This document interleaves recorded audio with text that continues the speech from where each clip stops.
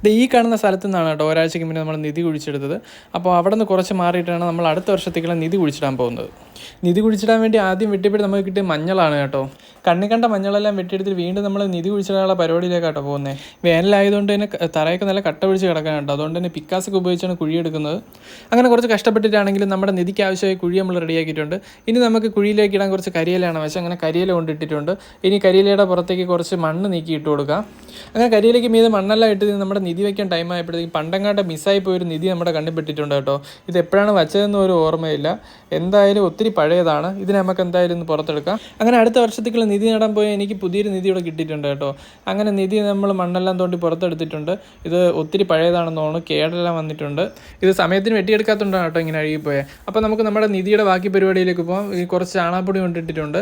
ചാണകപ്പൊടി നന്നായിട്ട് മണ്ണൂരിന്ന് മിക്സ് ചെയ്തിട്ട് ഇതിൻ്റെ പുറത്താണ് കേട്ടോ നമ്മുടെ നിധി വയ്ക്കാൻ പോകുന്നത്. ഞാൻ കഴിഞ്ഞ ആഴ്ച കുഴിച്ചെടുത്ത് നിധിയുടെ ഒരു ഭാഗമാണ് കേട്ടോ നടാനായിട്ട് ഉപയോഗിക്കുന്നത്. ഒരു ദിവസം മുന്നേ കട്ട് ചെയ്ത് വെച്ച് ചെറുതായിട്ടൊന്ന് ഉണക്കിയിട്ടാണ് കേട്ടോ നമ്മൾ നടാൻ പോകുന്നത്. അപ്പോൾ നമുക്ക് നിധി ഇതായി ഇങ്ങനെയാണ് വയ്ക്കേണ്ടത്. ഇനി നമുക്ക് ഇതിൻ്റെ പുറത്തേക്ക് കുറച്ച് മണ്ണിട്ട് കൊടുക്കാം. വേനലായതുകൊണ്ട് തന്നെ മണ്ണെല്ലാം നല്ല കട്ടയാണ് കേട്ടോ. കട്ടയെല്ലാം പൊട്ടിച്ച് ചെറിയ ചെറിയ തരികളായിട്ടാണ് കേട്ടോ മണ്ണെല്ലാം ഇട്ട് കൊടുത്തത്. അങ്ങനെ മണ്ണെല്ലാം ഒരു ലെയർ ഇട്ടതിന് ശേഷം നമ്മൾ കുറച്ച് കരിയിലോട് കൊണ്ടിട്ടിട്ടുണ്ട്.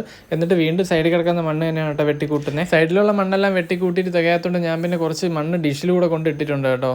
അപ്പോൾ നമ്മുടെ നിധി നടൽ കഴിഞ്ഞിട്ടുണ്ട്. ഇനി ഇത് നമുക്ക് അടുത്ത വർഷം വിളവെടുക്കാം. അപ്പോൾ ഇതുപോലുള്ള കൂടുതൽ വീഡിയോസിനെ ചാനൽ സബ്സ്ക്രൈബ് സപ്പോർട്ട് ചെയ്യണം. അപ്പോൾ അത്രയേ ഉള്ളൂ. ബൈ.